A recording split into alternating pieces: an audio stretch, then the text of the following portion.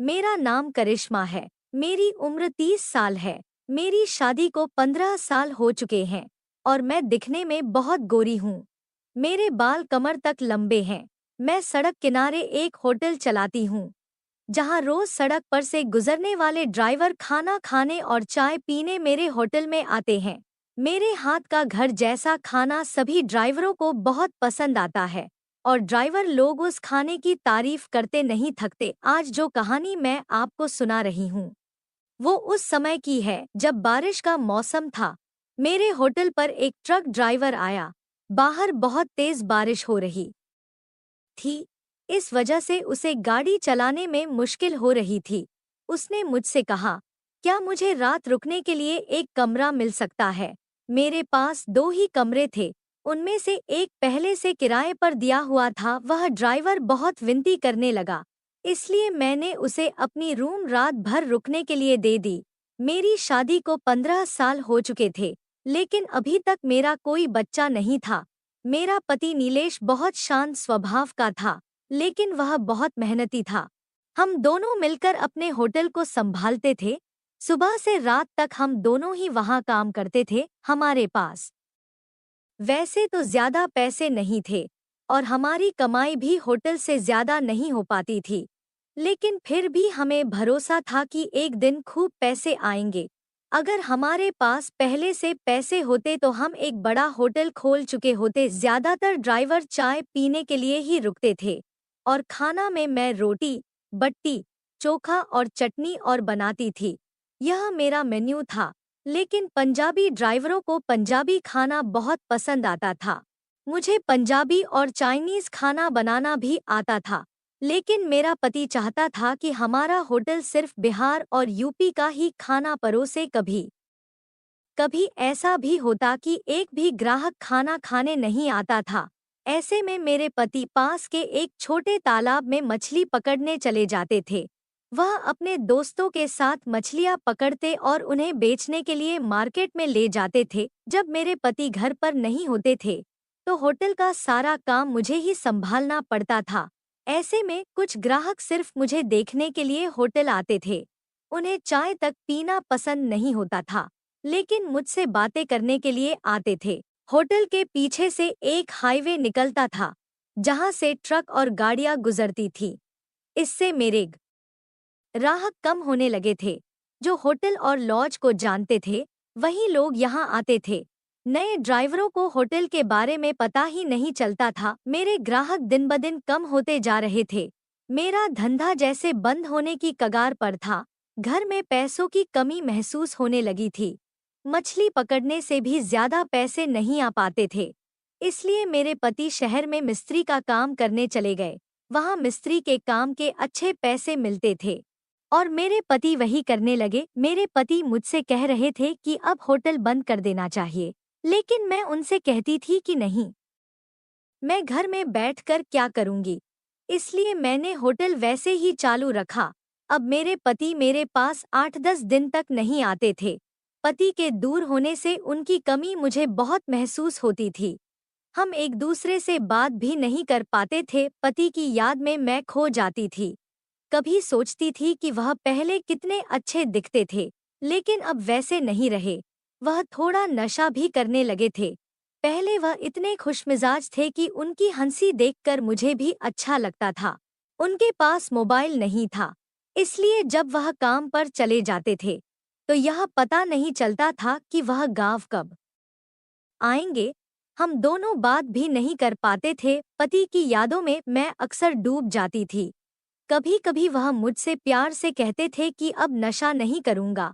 उनकी बातों से मेरा गुस्सा भी खत्म हो जाता था और मैं हंसने लगती थी।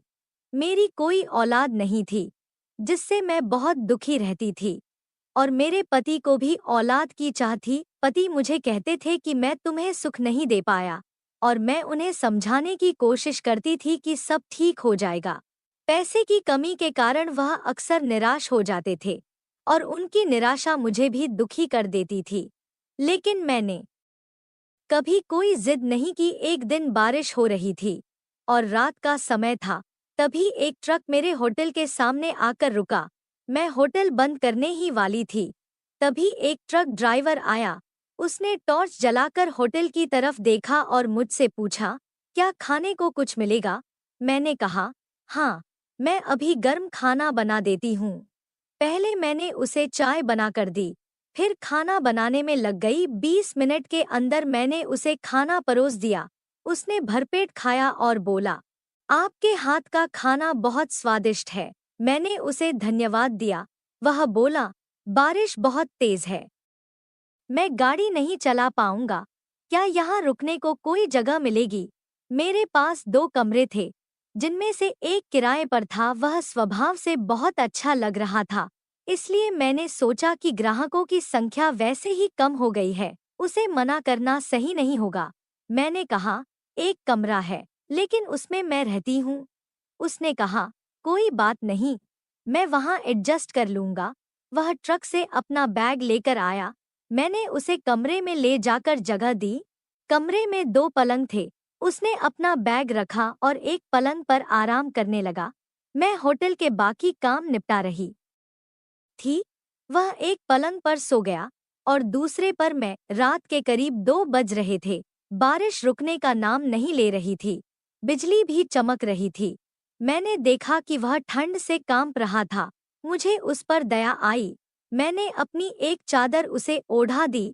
वह सो रहा था, इसलिए मैंने उसे उठाया नहीं, लेकिन मुझे महसूस हुआ कि उसे बुखार भी हो गया था। शायद वह पूरी तरह से भीग गया था। मेरे पास कुछ दवाइयाँ थीं।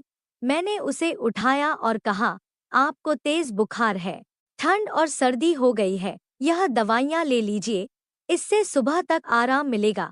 उसने दवाइयाँ ली और मुझसे पूछा, क्या आप यहाँ अकेले रहती हैं? मैंने कहा, हाँ, यह होटल मेरा है। मेरे पति शहर में काम करते हैं। हाईवे सड़क पार जाने के बाद हमारे ग्राहक कम हो गए हैं। फिर मैंने उसे आराम करने को कहा और मैं भी सो गई। सुबह 5 बजे मेरी आँख खुली। मैंने देखा कि ट्रक ड्राइवर वहाँ नहीं था। बाहर जाकर देखा तो भी वह नहीं दिखा, लेकिन उसने पलंग पर 3,000 रुपए रखे थे। मैं सोच में पड़ गई कि वह बिना बताए चला गया। कम से कम जाते वक्त बताना तो चाहिए था, लेकिन वह आदमी बहुत ईमानदार था। उसने पैसे भी छोड़ कर गए थे, वरना कोई और होता तो शायद पैसे भी न छोड़ता। उसकी ईमानदारी मुझे बहुत पसंद आई। अगले दिन मेरा पति वापस आया। वह 20 दिनों से मेरे पास नहीं था। मैंने उससे पूछा, आप इतने दिनों तक क्यों नहीं आए?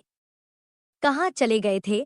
वह कहने लगा, मैं चेन्नई में काम करने गया था। वहाँ एक कंस्ट्रक्शन साइट पर काम चल रहा था और वापसी में बारिश बहुत तेज थी, जिससे कोई वाहन नहीं मिल रहा था। लेकिन अब सब ठीक है। मेरा पति 20 दिनों बाद घर लौटा था और इस बार उसने कोई नशा भी नहीं किया था। उसने मुझसे कहा, देखो करिश्मा, मैंने तुमसे कहा था कि अब मैं नशा नहीं करूँगा। इस बार मैंने मेहनत की, नशा करने का वक्त ही नहीं मिला। उसकी यह बात सुनकर मुझे बहुत अच्छा लगा। 1 महीने बाद वही ट्रक ड्राइवर फिर मेरे होटल पर आया। मैंने उसे देखते ही पहचान लिया। वह मुस्कुराते हुए बोला, जल्दी खाना बनाइए, आपके हाथ का खाना पिछले बार खाया था, उसकी याद अब तक ताजा है। मुझे उससे पहले कुछ और कहना ठीक नहीं लगा, इसलिए मैंने पहले खाना बना दिया। जब वह खाना खा रहा था, तब मैंने उससे कहा, आप पिछली बार आए थे, बारिश हो रही थी, आपको ठंड लग रही थी और बुखार भी था। मैंने आपको दवाइयाँ दी थीं, लेकिन आप सुबह उठकर बिना बताए चले गए। वह बोला, बारिश की वजह से रास्ते खराब थे और मुझे गाड़ी से सामान उतारने का ऑर्डर मिला था। अगर सामान समय पर नहीं उतारा तो मुझ पर जुर्माना लग जाता।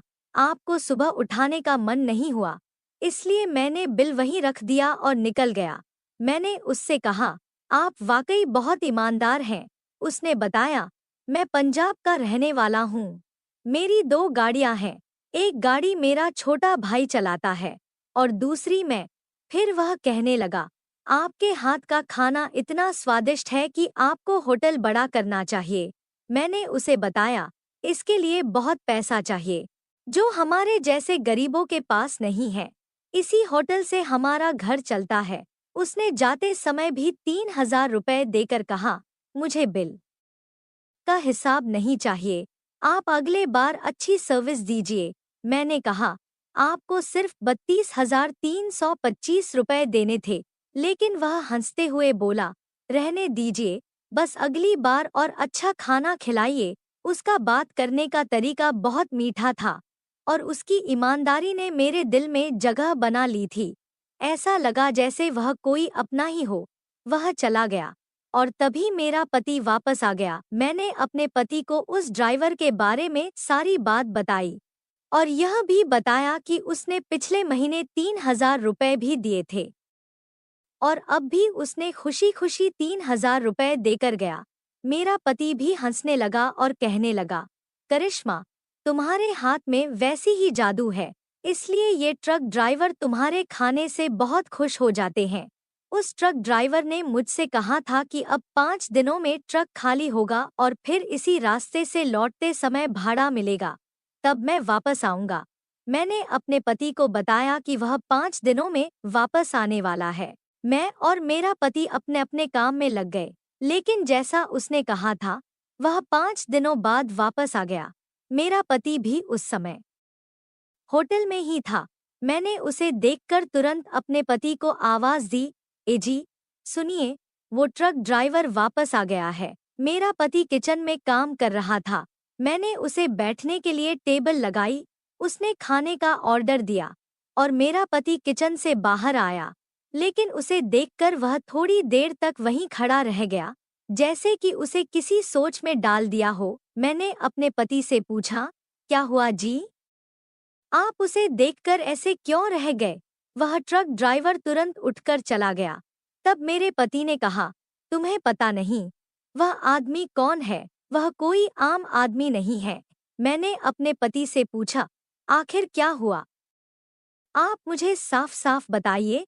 तब उसने कहा, मैं पहले ट्रक ड्राइवर के रूप में काम करता था।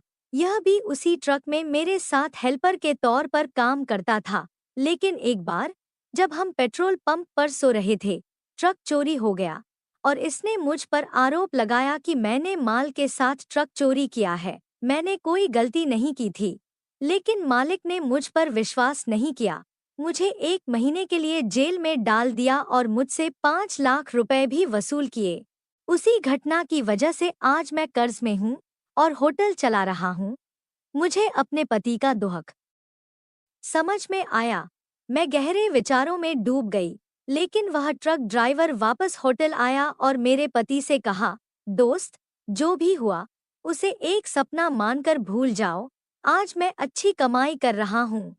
तुम्हारे मन को लगा होगा कि मैंने मालिक से तुम्हारे बारे में कुछ कहा होगा, लेकिन मैंने ऐसा कुछ नहीं किया। मुझे पता था कि यह होटल तुम्हारा है और तुम मुझसे मदद नहीं लोगे, इसलिए मैंने इस तरीके से तुम्हारी मदद करने का सोचा। वह मेरे पति के सामने मुझसे कहने लगा, भाभी, आप ही इन्हें समझाइए। लेकिन उसकी बातें सुनने के बाद मैंने भी उससे कुछ कहने की जरूरत नहीं समझी। वह चला गया और जब उसने होटल छोड़ा तो उसने 5 लाख रुपए देकर कहा, जो हुआ उसे भूल जाओ। 2 महीने बाद हमें पता चला कि मैं गर्भवती हूँ। मैं और मेरा पति बहुत खुश हुए। हमने सारी पुरानी बातें भुला दी। दोस्तों, इस कहानी को सुनाने का उद्देश्य किसी का दिल दुखाना या किसी अनैतिक गतिविधियों को बढ़ावा देना बिल्कुल नहीं है। बस आप सबको जागरूक और सचेत करना है। अगर आपको मेरी कहानी पसंद आई हो तो वीडियो को लाइक, चैनल को सब्सक्राइब करने के साथ इस वीडियो को ज़्यादा से ज़्यादा लोगों को शेयर करें। मिलते हैं फिर ऐसी ही कहानी के साथ। मेरा नाम शुभम है और मैं 20 साल का हो गया हूँ। दिखने में बहुत सुंदर हूँ। मेरी लंबाई 5.5 फुट है, रंग गोरा है, शरीर भी ठीक ठाक है। मैं जब अपने ननिहाल गया था तो मामी मुझे अपने खेत में लेकर गई। वहां पहुंचने पर मैं भूल गया कि वो मेरी मामी है। मामी भी बहुत सुंदर है और उनकी उम्र लगभग 27 साल है, मतलब वो मुझसे उम्र में ज्यादा बड़ी नहीं है। उनकी लंबाई मुझसे ज्यादा है और शरीर भी ज्यादा सधा हुआ है। उनका स्वभाव बहुत अच्छा है। मैंने उनसे कई बार अलग अलग बातें की, लेकिन वो कभी नाराज नहीं हुई। इसलिए मैंने मीठी मीठी बातों से उन्हें तैयार कर लिया और नज़दीकी बढ़ गई। इसके बाद मैं उन्हें खेत में घुमाने ले जाने लगा।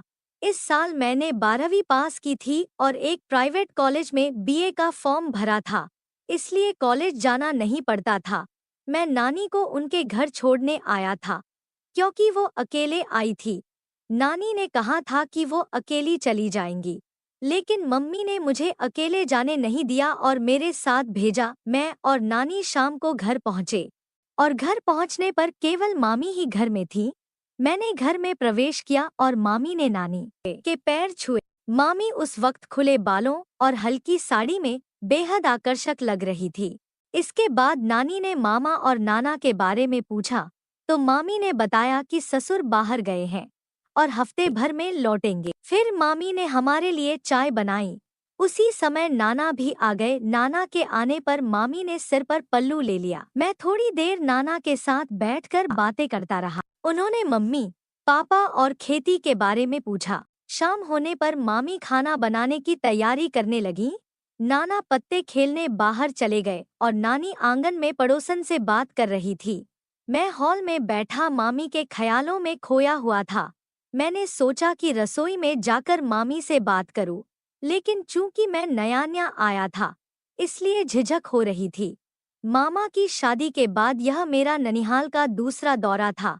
पिछली बार मामी अपने मायके चली गई थी। इतने में मामी की आवाज आई, शुभम, तुम यहाँ हो या बाहर गए? मैंने तुरंत जवाब दिया, नहीं मामी, मैं यहीं हूँ। मामी मुस्कुराकर बोली, तो फिर रसोई में आओ ना, तुम्हारे साथ मेरा भी समय अच्छा जाएगा। मामी के इतना कहते ही मैं झट से रसोई में पहुंच गया। मामी बाल बांधकर सब्जी बना रही थी। मैंने अंदर पहुंचते ही देखा कि मामी हल्के पसीने से चेहरा पोंछ रही थी। मैंने मजाक में कहा, सच कहूँ मामी, शायद आपको पता न हो, लेकिन आप कितनी सुंदर लगती हैं। मामी हंसकर बोली, अरे शुभम, मुझे पता है, इस गांव में मुझ जैसा सुंदर कोई नहीं है। और सुनो, अगर आज मेरे हाथ का खाना खाया तो उंगलियां चाटते रह जाओगे। फिर हम सबने खाना खाया। रात को मैं अपने कमरे में जाकर सो गया। सुबह मैं सबसे देर से उठा। नाना खेत पर जा चुके थे। नानी हमेशा की तरह पड़ोस में चली गई थी और मामी घर में झाड़ू लगा रही थी। मामी ने मुझे उठते ही कहा, शुभम, तुम बहुत सोते हो, जल्दी से मुंह धो लो, मैं तुम्हारे लिए चाय लाती हूँ। मैंने मुंह धोकर आकर देखा तो मामी चाय और नाश्ता लेकर आई थी। मैंने मामी से कहा, क्या जरूरत थी, मैं खुद ले लेता, घर में तो मुझे खुद ही सब करना पड़ता है। मामी मेरे पास बैठकर हंसते हुए पूछने लगी, क्या शुभम, रात को इतनी देर तक किससे बात कर रहे थे? तभी तो इतनी देर से उठे हो। मैंने कहा, मामी, तुम भी ना सुबह सुबह शुरू हो जाती हो। मामी हंसकर बोली, सच सच बताओ, झूठ मत बोलना, कौन है वो? उसकी तस्वीर तो दिखाओ, क्या वो मुझसे ज्यादा सुंदर है? मैं भी देखूं। मैंने मामी से शपथ लेकर कहा, मामी, सच में, तुम्हारी कसम, ऐसा कुछ भी नहीं है। तब मामी हैरानी से बोली, मतलब तुमने अब तक किसी को सेट भी नहीं किया? मैं सिर हिला रहा था और मामी मेरी तरफ देखकर हंस रही थी। मामी ने हंसते हुए कहा, तो फिर मामी के बारे में क्या ख्याल है? मामी के मुंह से ऐसा सुनकर मेरी सांस रुक गई, लेकिन अगले ही पल वो जोर जोर से हंसने लगी और बोली, शुभम, तुम बहुत अच्छे लगते हो, मैं तो बस मजाक कर रही थी। फिर उन्होंने चाय का कप उठाया और अपने काम में लग गईं। सच कहूँ तो मामी का स्वभाव बहुत अच्छा है, वो हमेशा ऐसे मजाक करती रहती है। इसलिए मैंने भी तय किया कि जब इतनी प्यारी मामी मिली है, तो थोड़ा मजाक मैं भी करूं। खाना खाने के बाद मैं मामी के कमरे में गया। मामी ने अभी अभी अपने बाल धोए थे और उन्हें सुखाने की कोशिश कर रही थी। जैसे ही मैं कमरे में दाखिल हुआ, मामी बोली, अरे शुभम, अच्छा हुआ तुम आ गए, मैं तुम्हें बुलाने ही वाली थी। सुबह से मेरी पीठ में बहुत दर्द हो रहा है, क्या तुम थोड़ा बाम लगाकर मालिश कर दोगे? मैंने तुरंत कहा, अरे मामी, ये बात सुबह ही कहनी चाहिए थी, मैं पहले ही बाम लगा देता। तुम्हें बेवजह दर्द सहना पड़ा। फिर मैंने मामी की पीठ पर बाम लगाकर मसाज करना शुरू किया। मामी ने कहा, अब थोड़ा आराम लग रहा है। सुबह से तो दर्द के मारे बुरा हाल था। इसके बाद 3-4 दिन ऐसे ही मस्ती में बीते और मैं मामी के साथ ज्यादा समय बिताने लगा। मामी मुझे अब एक क्यूट दोस्त की तरह लगने लगी थी। मैंने घर पर फोन करके बताया कि मैं कुछ दिन यहीं रुकने वाला हूँ। दरअसल मैं सिर्फ एक दिन के लिए आया था, लेकिन मामी के साथ समय बिताने के लिए मैंने रुकने का मन बना लिया। एक शाम टाइम पास के लिए हम लूडो खेल रहे थे। मामी जीतने वाली थी। तब मामी हंसकर बोली, शुभम, तुम अभी भी लूडो में कच्चे हो। तुम्हारे मामा भी आज तक मुझे नहीं हरा सके। मैंने तुरंत जवाब दिया, अरे खेल अभी खत्म नहीं हुआ है, तुम अब भी हार सकती हो। मामी हंसकर बोली, रोहन, चाहे तुम कितनी भी कोशिश कर लो, मैं हारने वाली नहीं हूँ। मैंने उन्हें चैलेंज दिया, अगर तुम हारी तो मैं जो कहूँगा तुम्हें करना होगा। मामी ने हंसते हुए कहा, ठीक है, बता तेरी क्या शर्त है। मैंने मामी को कहा, एक बार सोच लो, बाद में पीछे मत हटना। मामी हंसकर बोली, पहले हरा कर तो दिखा। खेल में अचानक 3 बार मेरे नंबर आए और मैंने गेम पलट दिया। मुझे लगा जैसे मैंने कोई बड़ी जंग जीत ली हो। मामी का चेहरा हारने के बाद मायूस हो गया। मामी बोली, शुभम, तुमने चीटिंग की है। मैंने हंसते हुए कहा, नहीं मामी, अब कोई बहाना नहीं चलेगा। मामी ने हंसते हुए कहा, ठीक है, बताओ तुम्हारी क्या इच्छा है। मैंने थोड़े गंभीर होकर कहा, मामी प्लीज गुस्सा मत होना और मेरी बात का बुरा मत मानना। मामी बोली, अरे नहीं गुस्सा करूंगी, बोलो क्या कहना है। मैंने एक ही सांस में मामी से सब कुछ कह दिया और शांत हो गया। मामी बोली, तुम क्या कह रहे हो, तुम्हें समझ में भी आता है? मैं तुम्हारी मामी हूँ। मैंने माफी मांगते हुए कहा, प्लीज मामी, मेरी बात का बुरा मत मानो। मामी हंसकर बोली, शुभम, मैं तुमसे क्यों गुस्सा करूंगी, लेकिन तुम ही सोचो कि मैं तुम्हारी मामी हूँ। मैंने कहा, प्लीज मामी, मेरी बात समझने की कोशिश करो। मामी ने कहा, ठीक है, लेकिन एक वादा करो कि तुम ये बात किसी से नहीं कहोगे, यहाँ तक कि अपने दोस्तों से भी नहीं। मैंने खुश होकर कहा, पक्का वादा करता हूँ मामी, किसी से नहीं कहूँगा। ऐसे ही बातें चल रही थी कि अचानक नानी ने आवाज दी, मोनिका, चाय बना दो। 3 बज गए हैं। मामी चाय बनाने किचन में चली गई। थोड़ी देर बाद मैं भी किचन में जाकर खड़ा हो गया। अब मुझे एक पल भी रुकना मुश्किल लग रहा था। मैं तो जैसे मामी के आगे पीछे घूमने लगा था। मैं मामी के पीछे पीछे घूम रहा था। मामी हंसते हुए बोली, शुभम प्लीज, इतना मत करो, थोड़ा संयम रखो। घर में हमेशा अम्मा जी रहती हैं और अब तो रात में वो हमारे साथ वाले कमरे में सोने लगी है, इसलिए मुझे थोड़ी चिंता हो रही थी। अगले दिन मामी ने कहा, अब ऐसा करते हैं शुभम, हम खेत पर चलते हैं, वहाँ कोई नहीं होगा। मैंने हंसते हुए कहा, मामी, बाद में आप थक जाएंगी और फिर खड़ी भी नहीं हो पाएंगी। मामी ने हैरानी से पूछा, क्या? तो मैंने कहा, आप जमीन पर रुकेंगी क्या? वहाँ तो मिट्टी और लकड़ी होगी। मामी हंसते हुए बोली, शुभम, तुम्हारी बातें ही अलग होती हैं। वहाँ हमारी एक झोपड़ी है। ठीक है, पहले चाय पी लेते हैं। मामी ने कहा, ऐसी जल्दी मत करो, अभी दिन पूरी तरह ढला नहीं है, थोड़ा इंतजार करते हैं। हम बातें कर ही रहे थे कि अम्मा जी ने आवाज दी, तुम दोनों की बातें खत्म हो गई हों तो चाय ले आओ। फिर हम चाय लेकर अम्मा के पास गए। मैं तो बस सोच रहा था कि शाम कब होगी और हम खेत पर कब जाएंगे। जब सूर्य डूबने लगा, मामी नानी के पास गईं और पूछा, आज मैं और रोहन खेत पर जा रहे हैं, जल्दी लौट आएंगे। नानी ने इजाजत दे दी और कहा, ठीक है, लेकिन जल्दी वापस आना। इसके बाद मामी अपनी बेडरूम में गईं। एक तेल की बोतल और सेफ्टी रख ली। मैं हंसते हुए बोला, मामी, तुम्हें तो खूब अनुभव है। मामी ने मुस्कुराते हुए कहा, रोहन, आजकल तुम्हें बहुत बातें करने की आदत हो गई है, ज्यादा नाटक मत करना। मैंने भी मजाक में कहा, मामी, आपकी तो मस्ती खत्म ही नहीं होती। करीब 15-20 मिनट के कच्चे रास्ते पर चलने के बाद हम आखिरकार खेत पहुंच गए। खेत पहुंचने के बाद मामी ने झोपड़ी का दरवाजा खोला, अंदर जाकर बल्ब जलाया। वहां एक चारपाई थी और कुछ औषधियां और खाद रखी थी।